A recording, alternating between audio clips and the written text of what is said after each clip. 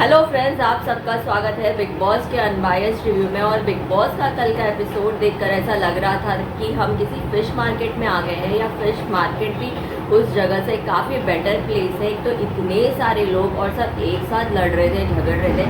किसका झगड़ा कहाँ से शुरू हुआ, किसके साथ शुरू हुआ, उसमें किसने उड़ी मतलब किसने जंप किया, उसी के साथ साथ कौन किससे लड़ता गया और कौन अपने टारगेट्स को झगड़े के बहाने निशाना बनाता गया, ये कुछ नहीं समझ में आ रहा था। बाबू भैया का अलग ही कट गया। चलती ट्रेन में किसी ने बाबू भैया को चढ़ा लिया और उसके बाद उनकी जो हालत की है सबने मिलकर, वो बड़ी थोड़ी सी दया आ रही थी बाबू भैया पर। अरुण महाशेट्टी यानी कि अचानक भयानक और तहलका प्रैंक यानी कि सनी आर्या, ये भी कल के शो में कुछ करते हुए नजर आए, लेकिन उनका कुछ करना उन पर ही उल्टा पड़ गया और उनकी भी अभिषेक से काफ़ी ज़्यादा लड़ाई हुई। उसी के साथ सलमान ने ईशा के गेम को डिकोड किया, खानजादी की सच्चाई सबके सामने लाई, उसके गेम को डिकोड किया और अभिषेक को आगाह किया कि तुम खानजादी से बचकर रहना। यही सारा कुछ हुआ है कल के एपिसोड में। एल्विश यादव और मनीषा रानी भी आए थे अपने गाने बुलेरे को प्रमोट करने के लिए। तो बस हम चलिए चर्चा डिटेल में शुरू करते हैं कि कल के एपिसोड में आखिरकार हुआ तो क्या हुआ। कल का एपिसोड सलमान खान ने लव ट्रायंगल को डिकोड करने से शुरू किया, ईशा मालविया, अभिषेक कुमार और समर जुरेल के साथ। और इस लव ट्रायंगल में नुकसान सिर्फ और सिर्फ ईशा का हुआ है। अब ईशा पर तरस खाए या क्या करे कुछ समझ में नहीं आ रहा है, क्योंकि गलती तो ईशा की भी है ना कहीं इन चीज़ों में। सलमान खान ने अभिषेक और समर को बता दिया कि भाई तुम लोग उल्लू बन रहे हो इस गेम में, इस ट्रायो में। अगर सबसे स्मार्ट कोई है तो वो ईशा है, क्योंकि ईशा अभिषेक के भी पास जाती है, बातें करती है, फिर उधर से आकर आपको भी तीली लगाती है, समर को उकसाने की कोशिश करती है कि अभिषेक ने ऐसा कहा, वैसा कहा, ये कहा, वो कहा। उसके बाद अभिषेक को भी कहती है कि अगर तुम बिगड़ते नहीं या तुम्हारा रवैया एग्रेसिव नहीं रहता तो हमारा रिश्ता कभी ख़त्म नहीं होता। मैं ये नहीं चाहती थी कि हमारा रिश्ता कभी ख़त्म हो।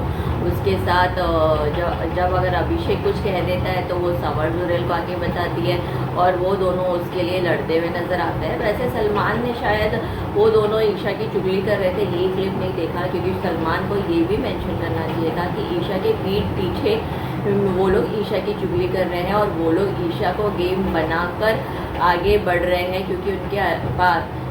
क्योंकि अभिषेक के पास अभी गेम प्लान खुलने लगा है, उसके पास काफ़ी कुछ है खेलने के लिए। लेकिन समर का खेल ईशा के इर्द गिर्द है, ईशा के बिना समर खुश नहीं है। कुछ ऐसा ही टास्क बिग बॉस ने कराया था और घर वालों का भी यही मानना है। लेकिन सलमान ने जिस तरीके से ईशा को डिकोड किया, इतनी हार्श होने की ईशा पर ज़रूरत नहीं थी, क्योंकि नेशनल टेलीविज़न है।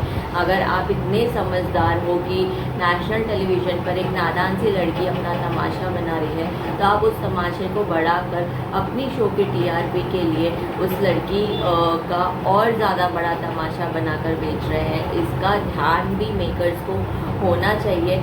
वो नादानिया में उसने जो भी गलतियाँ की वो एक्सेप्ट करती है, और वो अब टॉपिक इतना इंटरेस्टिंग रहा नहीं है कि हम उसे च्युइंगम की तरह खींचें। उसके बाद घर में सलमान खान ने हम सबको एक इंसिडेंट दिखाया जहाँ पर मनारा की लड़ाई खानजादी से शुरू होती है। खानजादी और अभिषेक एक दूसरे को अपलिफ्ट करने की कोशिश कर रहे थे, मस्ती कर रहे थे। उस बीच मनारा ने स्टेटमेंट दी कि देखो संभल कर मस्ती करो, वरना कल को जाकर तुम पर ये इल्ज़ाम लगा देगी कि तुमने इनके साथ मॉलेस्टेशन किया है या असॉल्ट करने की कोशिश की है, क्योंकि खानजादी तो अनप्रेडिक्टेबल है, उसका कोई भरोसा नहीं है। मनारा, अगर आपको अभिषेक को आगाह भी करना था तो आप उसे साइड में लेके जाके बड़े प्यार से समझाती और ये मामला सलट जाता, लेकिन आपने खानजादी के सामने टॉन्ट मारा। और खानजादी को तो आदत है छोटे सी छोटी बात का बड़ा से बड़ा मुद्दा बनाने की। खानजादी जो क्लेम करती है कि मैं अकेले खेलती हूँ, मैं किसी का साथ नहीं लेती हूँ, वो तुरंत दिल के कमरे में गई और मनारा के खिलाफ उसने अपने कंप्लेंट का पिटारा खोल दिया और सबको लेकर आई और फिर ज़ोर ज़ोर से मनारा से लड़ने लगी। मनारा ने कई बार अपॉलॉजी भी मांगी, लेकिन मनारा वो फील नहीं करती थी, क्योंकि मनारा को पता था कि कहीं ना कहीं उसने सच कहा है।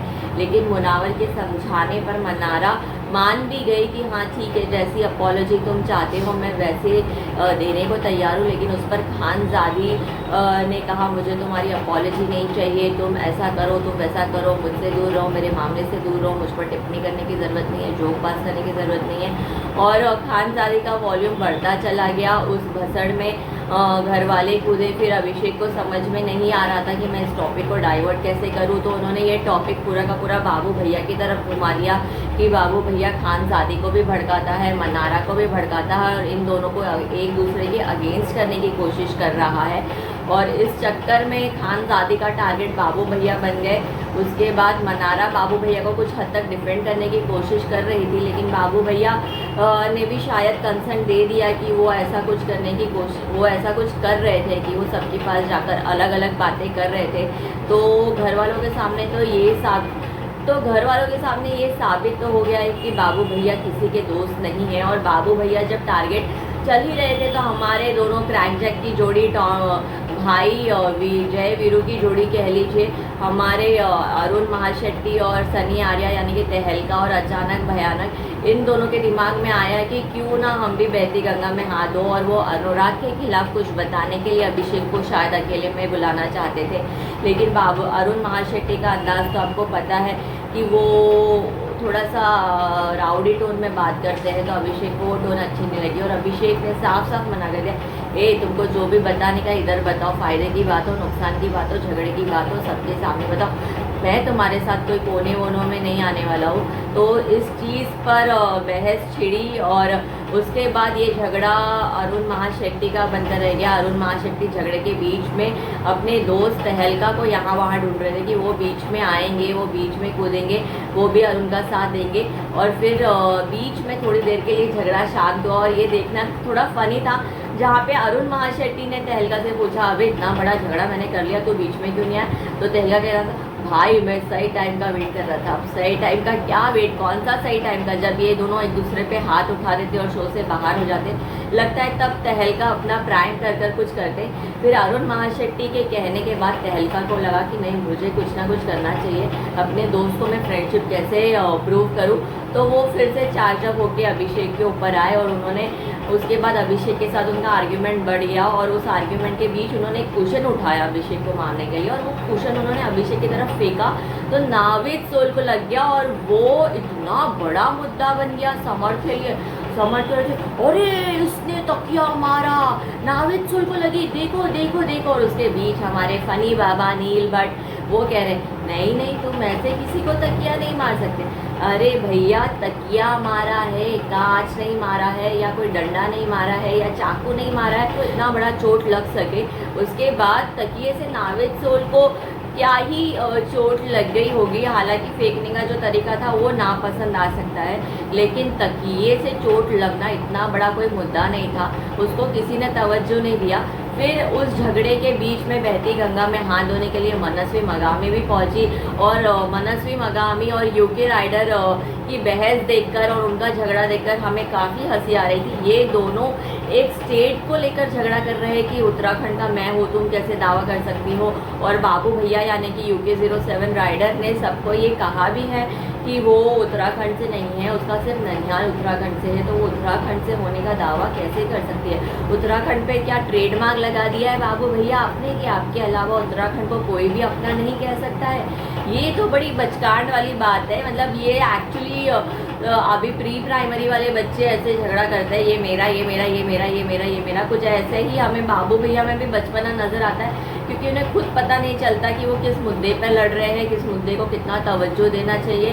किस मुद्दे को घर वालों के साथ डिस्कस करना चाहिए, किसको नहीं करना चाहिए। और इसी चक्कर में वो फंस कर रह जाते हैं और उनकी क्लास ले ली जाती है।